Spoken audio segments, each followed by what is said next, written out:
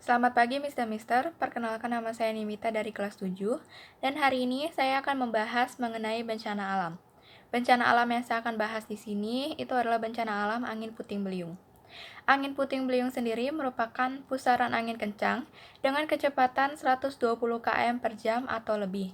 Biasanya bencana alam ini terjadi pada saat musim pancaroba karena adanya perbedaan tekanan dalam suatu sistem cuaca.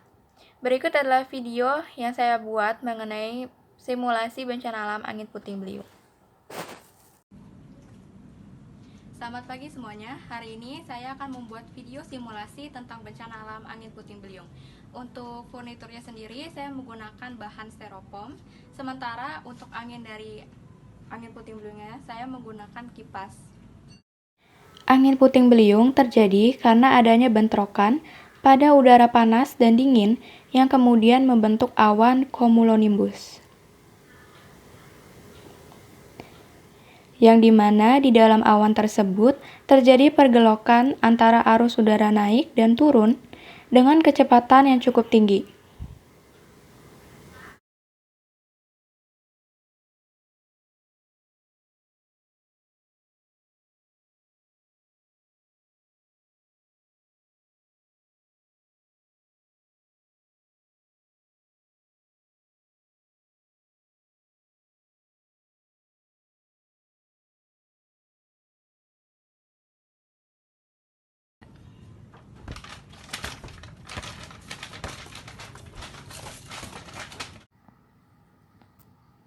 Baiklah, tadi adalah simulasi bencana alam angin puting beliung, dan sekarang saya akan memberikan cara mitigasi sebelum, saat, dan sesudah terjadinya bencana alam angin puting beliung.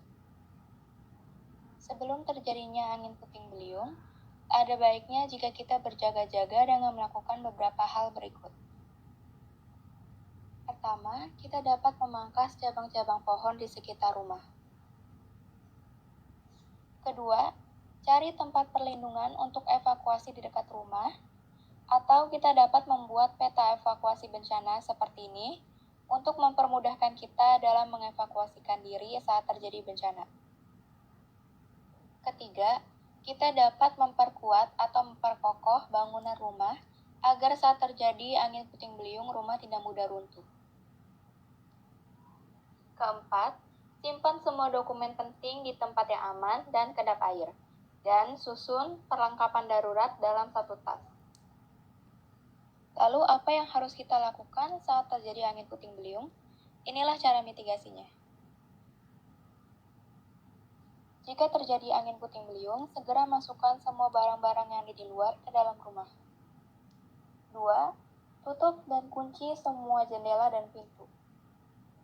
Matikan semua aliran listrik dan juga alat elektronik, dan lepaskan juga tabung gas untuk mencegah kebakaran. Jika tadi adalah mitigasi di dalam ruangan, sekarang saya akan memberikan cara mitigasi saat di luar ruangan. Jika sedang mengendarai kendaraan, segera berhenti menjauh dari angin puting beliung, lalu cari bangunan atau rumah terdekat yang sekiranya kokoh sebagai tempat perlindungan. Kedua, jangan tiarap atau tengkurap di tanah, tetapi segeralah duduk dan peluk lutut ke dada jika terasa petir akan menyambar. Karena jika kita tiarap atau tengkurap di tanah, dapat beresiko tersambar petir. Hindari berlindung di dekat tiang listrik, papan reklame, pohon, dan benda-benda tinggi lainnya, karena angin yang dihasilkan puting beliung dapat menyebabkan benda-benda itu runtuh. Keempat, tetap waspada terhadap benda-benda yang diterbangkan oleh angin puting beliung, karena dapat menyebabkan cedera yang parah hingga kematian. Gambar di belakang merupakan tempat kejadian setelah terjadinya angin puting beliung. Bisa dilihat keadaan sekitar yang berantakan dan hancur karena angin yang dibuatnya. Berikut adalah penanganan yang dapat kita lakukan setelah terjadinya angin puting beliung. Segera laporkan kepada yang berwenang jika ada kerusakan pada listrik, gas, dan kerusakan lainnya. Kedua, kita dapat membantu dan menolong para korban lain yang mengalami cedera dan membutuhkan bantuan medis.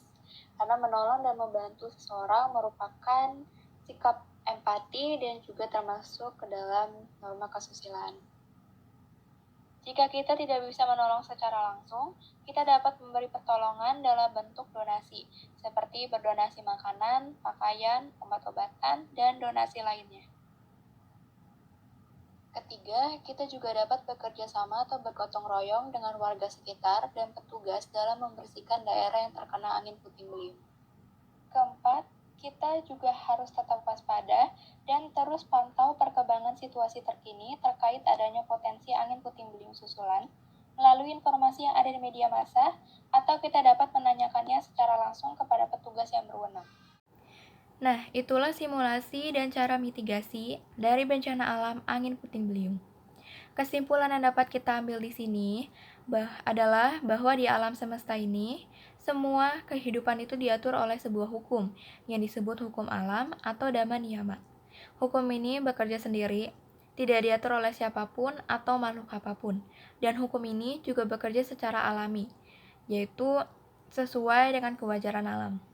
Salah satu contohnya adalah hukum dhamma niyama. Hukum ini merupakan hukum kepastian atau keteraturan fenomena dharma. Hukum ini mengatur fenomena-fenomena lain atau bencana yang tidak termasuk di hukum niyama lainnya. Dengan adanya bencana alam, kita dapat mengintrospeksi diri bahwa kehidupan ini itu tidak kekal dan mengalami perubahan seperti bencana alam. Sekian video dari saya, terima kasih.